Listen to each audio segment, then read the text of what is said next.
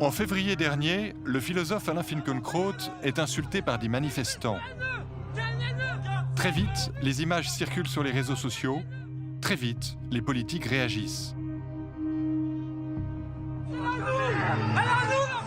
L'intellectuel n'a pas porté plainte, mais le parquet de Paris a ouvert une enquête pour injure publique en raison de l'origine ou de la religion. Ces insultes haineuses font suite à plusieurs actes antisémites recensés les semaines précédentes. Le visage de Simone Veil, marqué d'une croix gammée sur des boîtes aux lettres, un tag Juden sur la vitrine d'un restaurant, la destruction de l'arbre hommage à Ilan Halimi, assassiné il y a 13 ans. Ces actes sont répugnants, Madame la députée. Répugnants. Et puis nous devons sanctionner, car tous ces actes isolés et insignifiants dessinent une carte, et cette carte, elle est abominable. À Paris, un arbre pour Ilan Halimi a été replanté. L'émotion est forte, nourrie par la publication de chiffres inquiétants. Les actes antisémites ont progressé de 74% en France entre 2017 et 2018, après 2 années de baisse. Nous savions déjà, que ces chiffres allaient être très forts. Nous savions que l'antisémitisme est en train d'exploser dans notre pays, que c'est un cancer qui est en train de gangréner la société française. Dans un contexte social très tendu, la France semble propice à l'expression d'une haine décomplexée. Cette haine peut provenir de bords très divers, de l'extrême droite à l'extrême gauche, en passant par la mouvance islamiste radicale. L'antisémitisme peut se manifester sous diverses formes. Il y a tout d'abord la théorie du complot, l'assimilation des Juifs à l'argent et au pouvoir qui agit dans l'ombre. Il existe aussi un antisémitisme qui se déguise en antisionisme, comme l'explique le président de la LICRA suisse. La question qu'on me pose toujours, mais a-t-on le droit de critiquer Israël, la politique d'Israël? La réponse est clairement oui, mais il y a un antisionisme qui est un antisionisme radical ou absolu, et dès le moment, si vous voulez, où il y a un côté systématique, non pas de critique de la politique d'Israël, mais d'Israël, lorsqu'il y a la remise en cause d'Israël, de l'existence même d'Israël, et lorsqu'on nous dit au fond, le sionisme, c'est une forme de nazisme, eh bien là, on est dans l'antisémitisme. L'antisémitisme est également alimenté par le contexte tendu du conflit israélo-palestinien.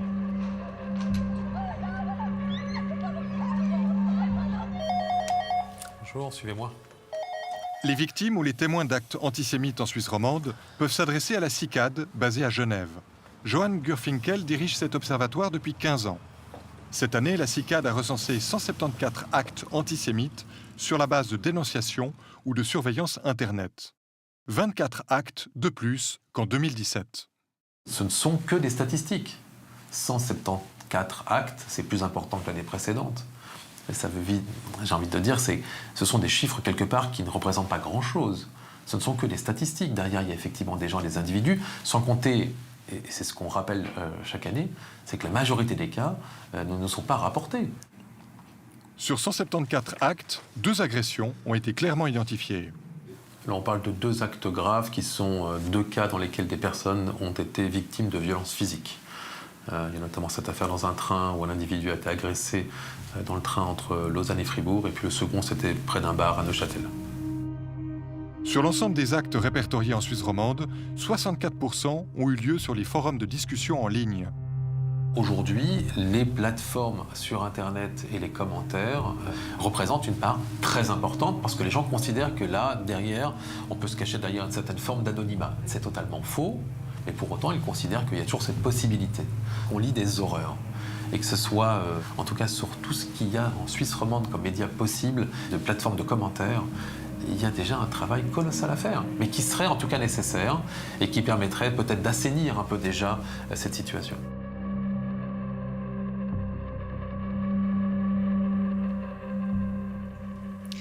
L'antisémitisme n'est pas mort, il s'exprime dans la rue, mais de plus en plus aussi sur les réseaux sociaux. Alors pourquoi? Comment l'expliquer? Et puis surtout, comment lutter contre? Pour en parler sur ce plateau, j'accueille Marianne Matar-Bonucci. Bonjour. Bonjour. Vous êtes professeure d'histoire contemporaine à l'université Paris 8, spécialiste des fascismes et de l'antisémitisme. Florian Kova, bonjour. Bonjour.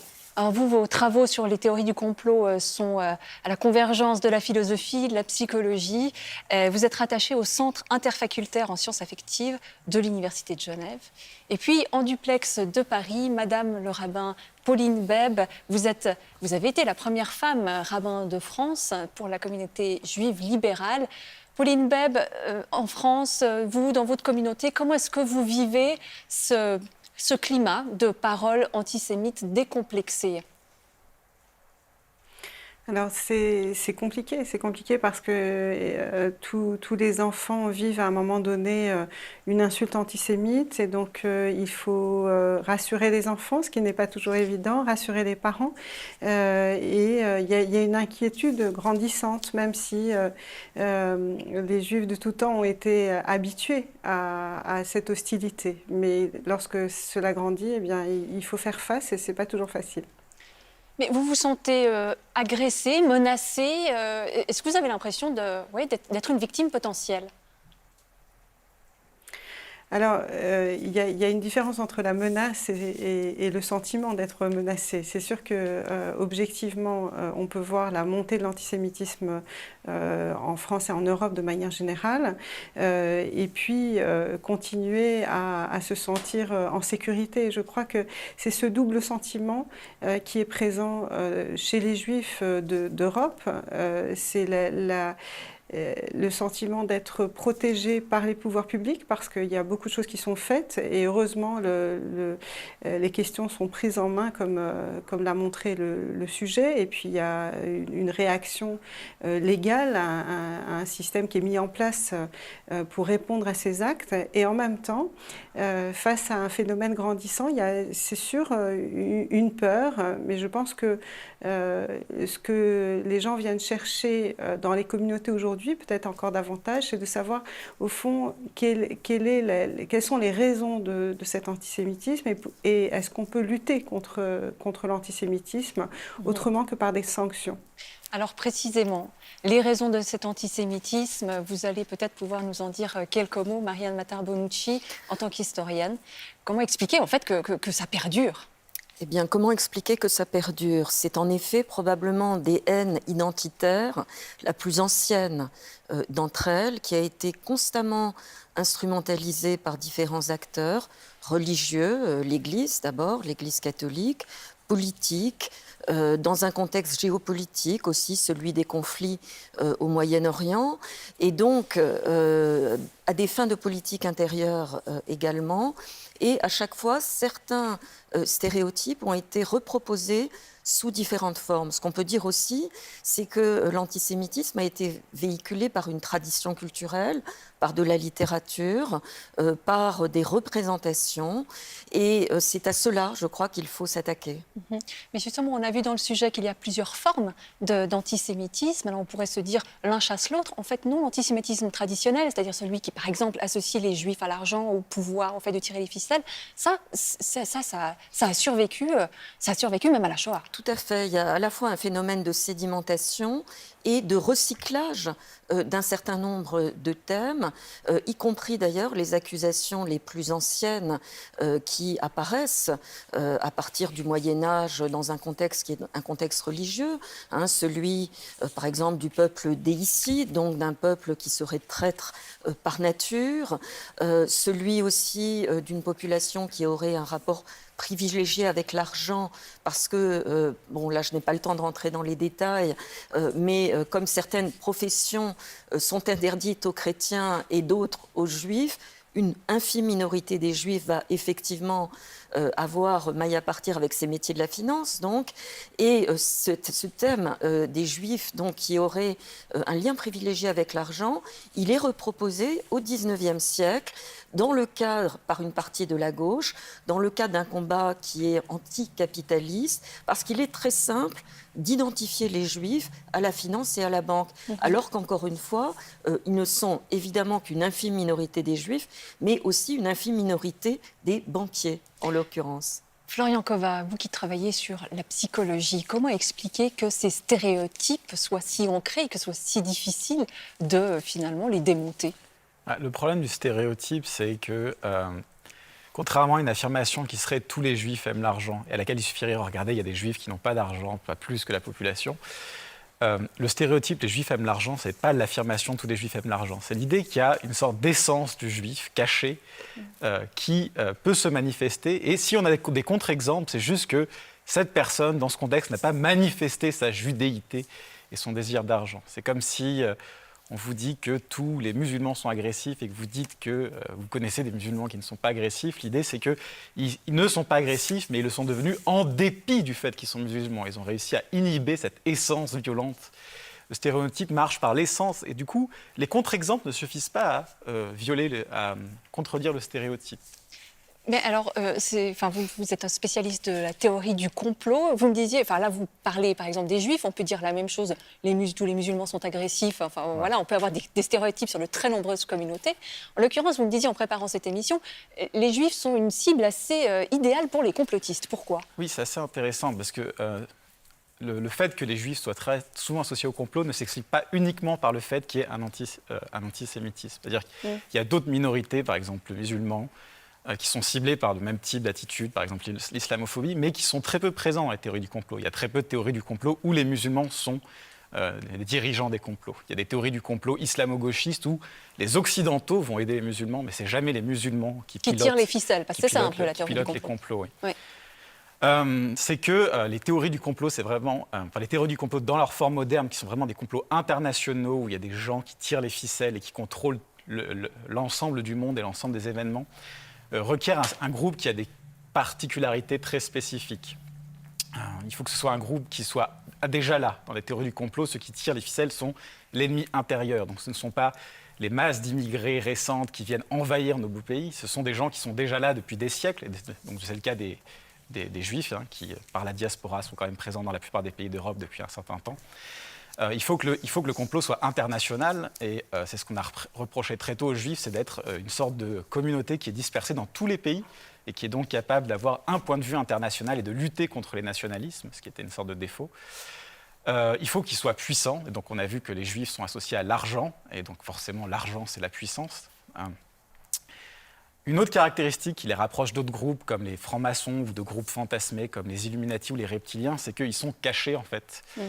Le franc-maçon fait peur, comme à une époque le communiste faisait peur, parce que vous ne savez pas si votre voisin est communiste ou franc-maçon. Et il y a un peu ce jeu-là avec le juif, dans l'idée que, bon, je sais qui est asiatique, musulman, tout ça, mais je ne sais pas si mon voisin est juif. Il y a des journaux qui ont titré récemment « Comment reconnaître les juifs en Pologne » ou des choses comme ça. Marianne Matar-Bonucci, Oui. avant de donner la parole à Pauline Beb. C'est intéressant parce que vous décrivez effectivement très bien les mécanismes, mais je crois qu'on peut quand même historiciser cela. Et c'est à partir du 19e siècle, je dirais après la Révolution française, que ces théories du complot autour des Juifs apparaissent.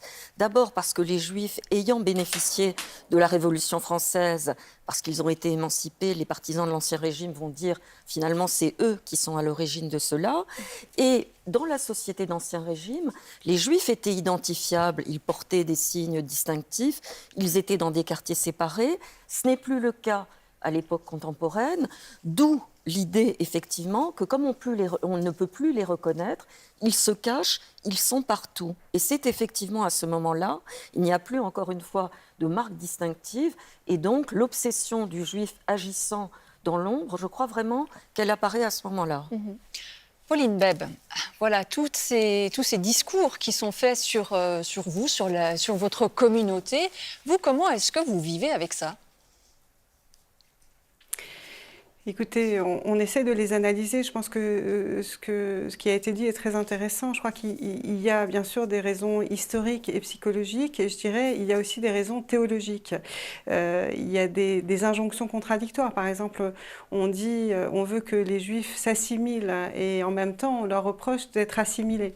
On veut qu'ils se cachent, et donc ils sont attaqués. Donc la conséquence c'est qu'ils peuvent vivre cachés, et on leur reproche en même temps d'être cachés. Donc il y a beaucoup d'injonctions contradictoires. Et puis il y a, je pense, une ignorance fondamentale de ce que c'est qu'un juif. Même le mot, je pense que peu de personnes qui prononcent le mot juif comme une insulte savent d'où ça vient. Ce mot qui vient de l'hébreu, qui veut dire le louangeur, celui qui dit merci, en fait, c'est la même racine que merci, parce que les Juifs disent des bénédictions et remercient sans cesse le Créateur pour ce dont il profite. Également, le rapport à l'argent est très différent d'une religion à une autre, et ça a pu alimenter aussi une forme d'antisémitisme, parce que même si on sait très bien qu'il y a autant de pauvres dans la communauté juive qu'ailleurs, c'est la même proportion, en fait le rapport à l'argent est différent que dans le catholicisme par exemple, ou dans le judaïsme, on considère que c'est une bénédiction de pouvoir avoir de quoi manger, un toit et éventuellement de l'argent pour pouvoir faire des cadeaux autour de soi. Alors que dans d'autres religions, on va mettre en avant l'ascèse et considérer que ce n'est pas bien d'avoir de l'argent. Donc je pense que c'est très important d'étudier les différentes religions et la théologie pour aussi mieux comprendre ce qu'on reproche aux Juifs. On va y revenir en dernière partie, Pauline Beb, de cette émission, effectivement, à ce que l'on peut faire, comment on peut étudier cela pour lutter contre. Florian Kova, est-ce qu'il y a un équivalent aux Juifs par rapport aux théories du complot? Vous avez évoqué les francs-maçons, est-ce qu'il y a d'autres communautés religieuses qui sont visées? À ce point-là, non. Il y a les Illuminés de Bavière, ce qu'on appelle les Illuminati, qui sont une sorte de secte rationaliste qui a existé très rapidement au XVIIIe siècle, mais dont les gens fantasment encore sur l'existence. Mais non, à ma connaissance, il n'y a pas de religion qui a le même genre d'image qui attire autant les théories du complot. Il y a d'autres groupes comme, du coup, les francs-maçons, les Illuminati, et dans les cas les plus perchés, ce qu'on appelle les reptiliens, ces extraterrestres qui se cachent parmi nous et qui nous dirigent en cachette. Est-ce que notre époque est particulièrement propice à cette profusion de théories du complot? Comme ça a été expliqué, de toute façon, les théories du complot moderne qui sont globalistes, internationales, sont très récentes, 19e siècle. Donc c'est dur de comparer. Je pense qu'aujourd'hui, voilà. Aujourd'hui, elles sont favorisées par le fait qu'elles sont plus facilement diffusables, dans le sens où avant, si on avait sa théorie du complot, c'était pas forcément toujours facile de la diffuser dans des organes de presse, chez des éditeurs, etc. Maintenant, n'importe qui peut créer une page Internet et diffuser ces informations. Donc je ne pense pas que les gens soient par nature plus complotistes, mais c'est beaucoup plus facile d'échanger ces théories-là aujourd'hui. J'introduirais peut-être un élément supplémentaire quand même, c'est qu'il n'y a plus ces grands systèmes d'interprétation de l'histoire et du monde qui ont existé pendant longtemps, y compris d'ailleurs d'ordre religieux. Et peut-être que les théories du complot viennent quand même apporter des réponses à des phénomènes pour lesquels les individus sont un peu démunis, je veux dire, qui apparaissent comme étant difficiles à interpréter. Ça, je crois que c'est important. Un autre point que je voudrais souligner, pour réagir à ce que disait Madame Beb, qui est très intéressant sur le rapport des Juifs à l'argent, mais à la fin, je ne pense pas que les explications de l'antisémitisme viennent des Juifs eux-mêmes et des comportements des Juifs, même s'il y a certaines singularités. Ce que certains historiens ont bien mis en évidence et que j'ai pu vérifier dans mes propres travaux, c'est qu'au fond, dans l'antisémitisme, ce qui compte très souvent, c'est moins le juif que celui qui parle du juif et qui se sert du juif pour construire un portrait en négatif, si je puis dire. Donc pour forger un sentiment national, pour créer une identité politique, pour agiter une foule. Et donc voilà, les juifs peuvent être ce qu'ils sont. De toute façon, on leur reprochera toujours quelque chose. Et un des reproches qui est fait, alors, Madame Beb, c'est notamment le soutien à Israël. On voit qu'il y a une forme d'antisionisme qui prend les couleurs de l'antisémitisme. Pour vous, Madame Beb, quelle est la limite? À partir de quand est-ce que être contre le sionisme, c'est finalement être contre les Juifs? Alors évidemment, il y a des questions de définition et très souvent des malentendus qui viennent des définitions parce qu'il faudrait définir l'antisionisme, évidemment. Et je crois qu'il faut toujours rappeler, et ça peu de personnes le savent, que la terre d'Israël a toujours été présente dans la théologie juive, c'est-à-dire que depuis Abraham jusqu'à nos jours, il est question de cette terre-là, et que c'est une terre où il s'est passé beaucoup de choses, et donc il y a un lien qui est présent dans l'histoire du peuple d'Israël.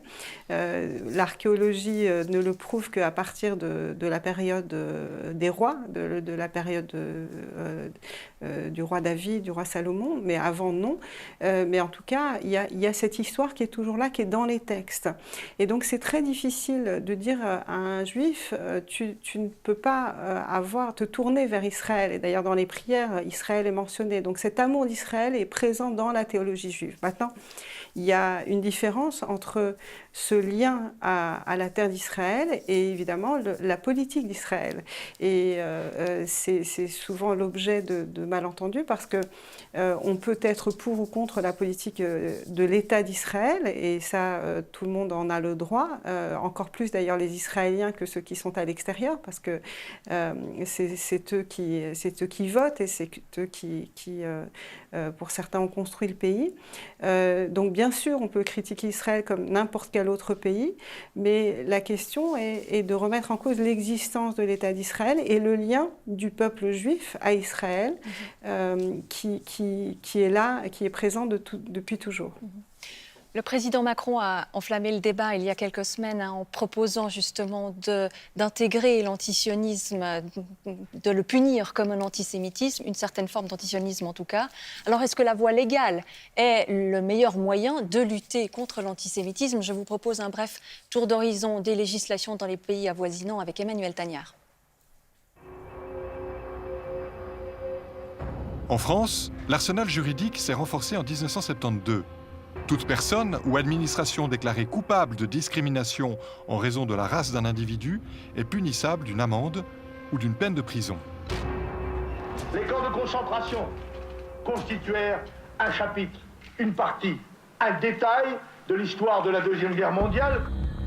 En 1987, Jean-Marie Le Pen est condamné à 1 million de francs de dommages et intérêts. 3 ans plus tard, le négationnisme devient un crime contre l'humanité. Début 2019, Emmanuel Macron annonce une proposition de loi pour freiner les propos antisémites sur Internet. Ce sont des dispositions claires, imposant les retraits dans les meilleurs délais de tous les contenus appelant à la haine. De son côté, l'Allemagne s'est dotée en 2018 d'une législation très stricte qui sanctionne les opérateurs des réseaux sociaux. L'amende peut aller jusqu'à 50 millions d'euros s'ils ne retirent pas dans les 24 heures des propos signalés comme racistes, antisémites ou incitant à la violence.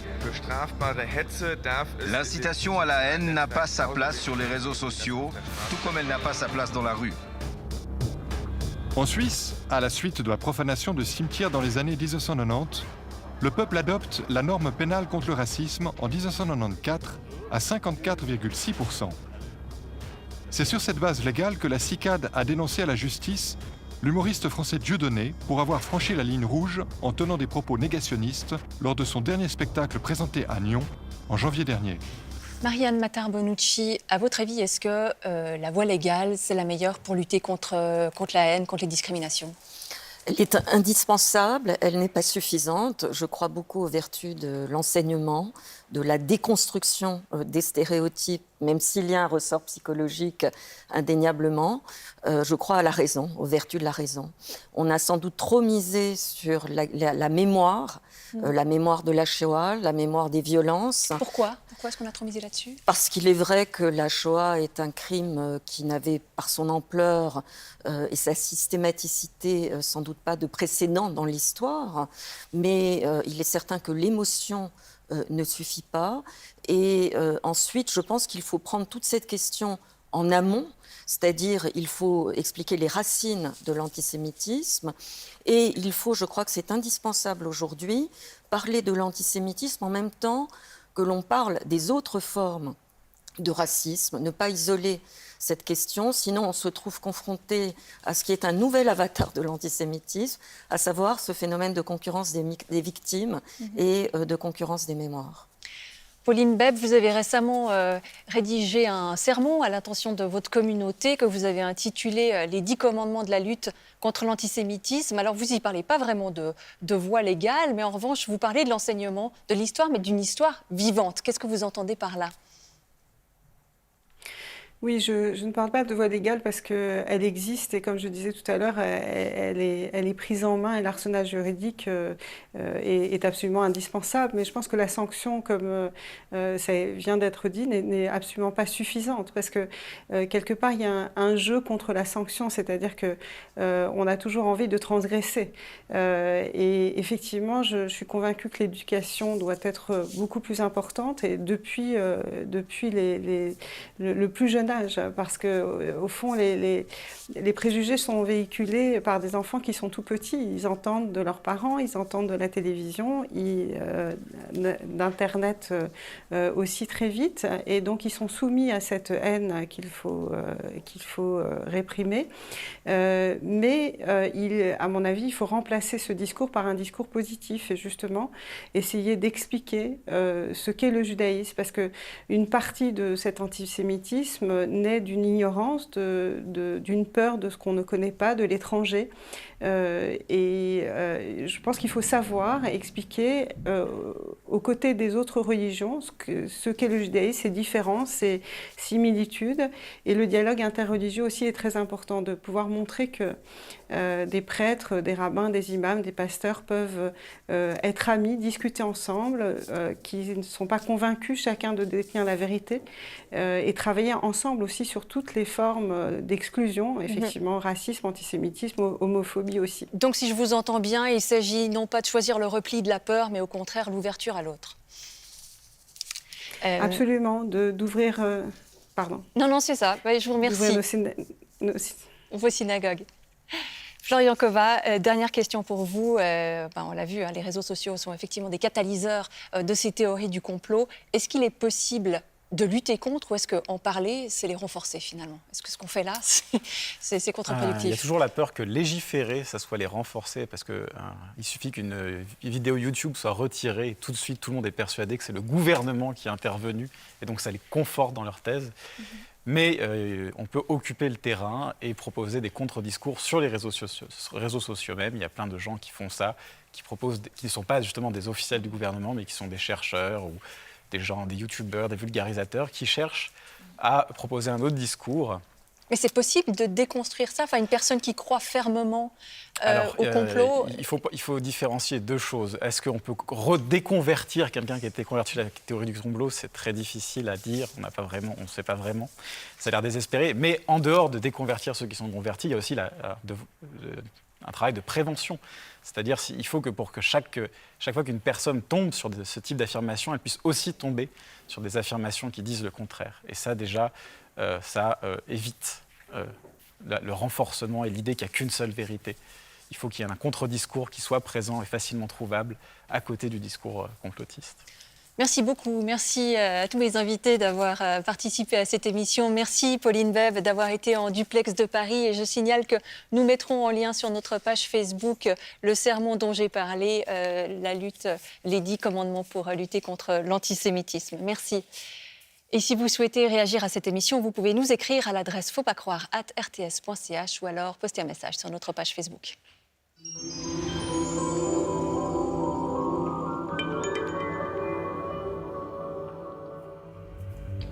C'est la fin de cette émission. Merci beaucoup de l'avoir suivie. Rendez-vous samedi prochain, même heure, même chaîne. Et d'ici là, portez-vous bien.